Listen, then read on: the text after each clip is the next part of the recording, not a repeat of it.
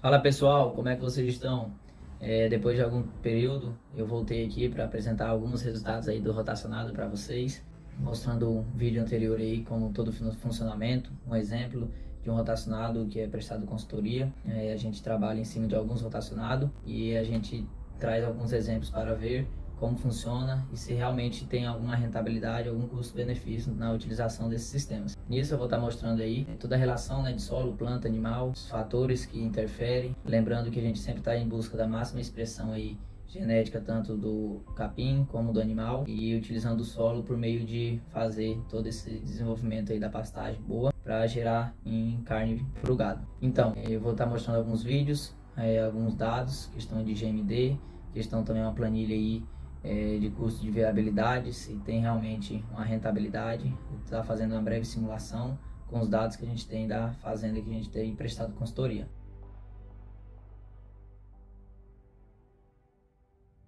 Então, com essas imagens, agora eu vou estar mostrando para vocês os resultados do rotacionado, né?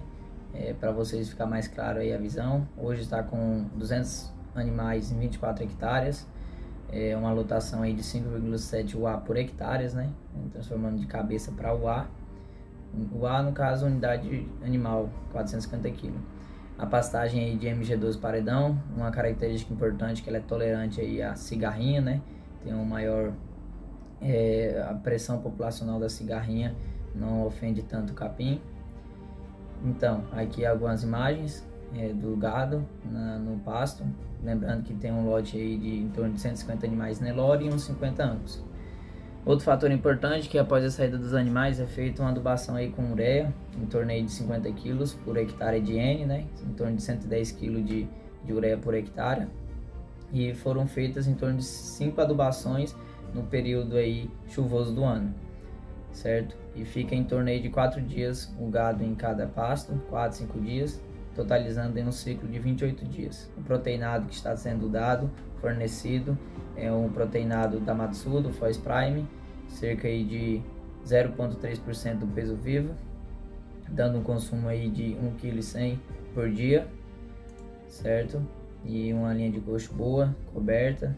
E aqui é um pasto, um exemplo de pós-saída do gado do piquete. Vocês podem estar vendo aí um manejo adequado do capim.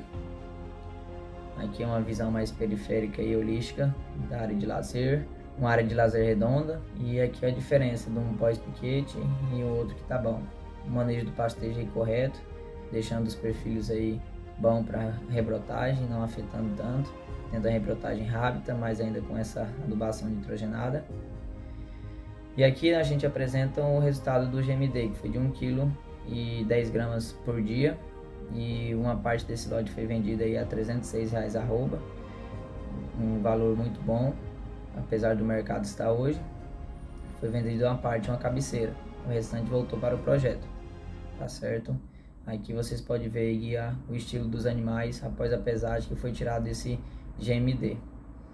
Pode ver a qualidade do gado, um gado com a genética muito boa, pelagem bonita, sendo uma boa suplementação e também um capim aí de alta qualidade nutricional.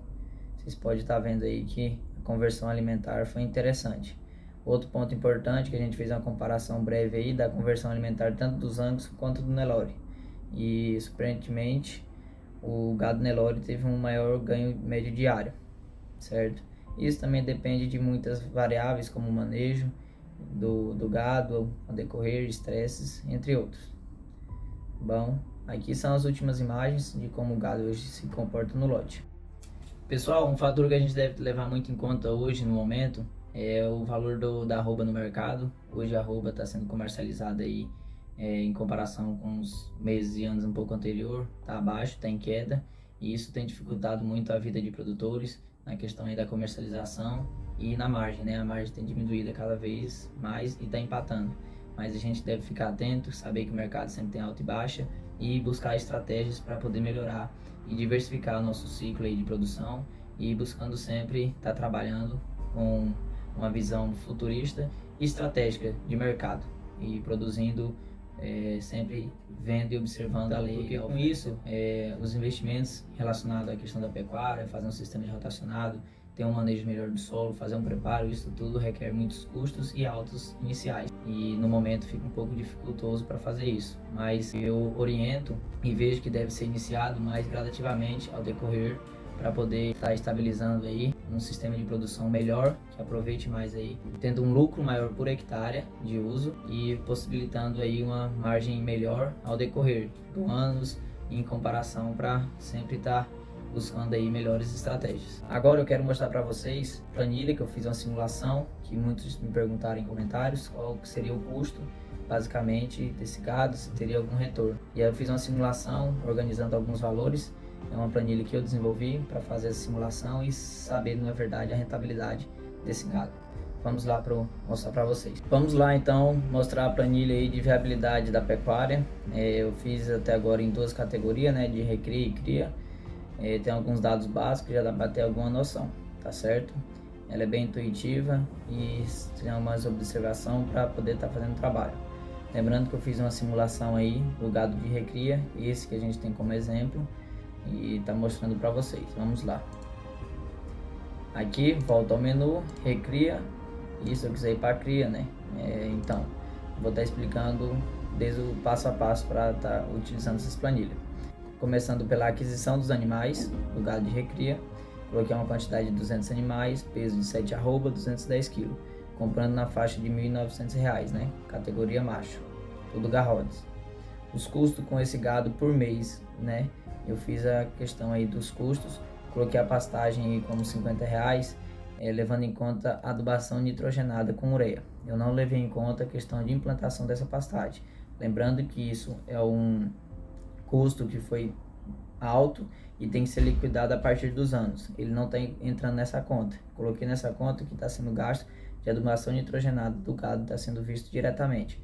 Esse outro fator a gente deve ser relevado ao decorrer dos anos para ter esse pagamento aí da reforma da pastagem, da utilização aí de um capim, adubo e tudo mais, tá certo? Então, a pastagem coloquei R$50 para o animal. Nutrição, conforme eu passei para vocês, está sendo um consumo de 1,1 kg ao dia no momento. Porém, eu fiz o peso médio do gado e vai ser um consumo aí de 900 gramas.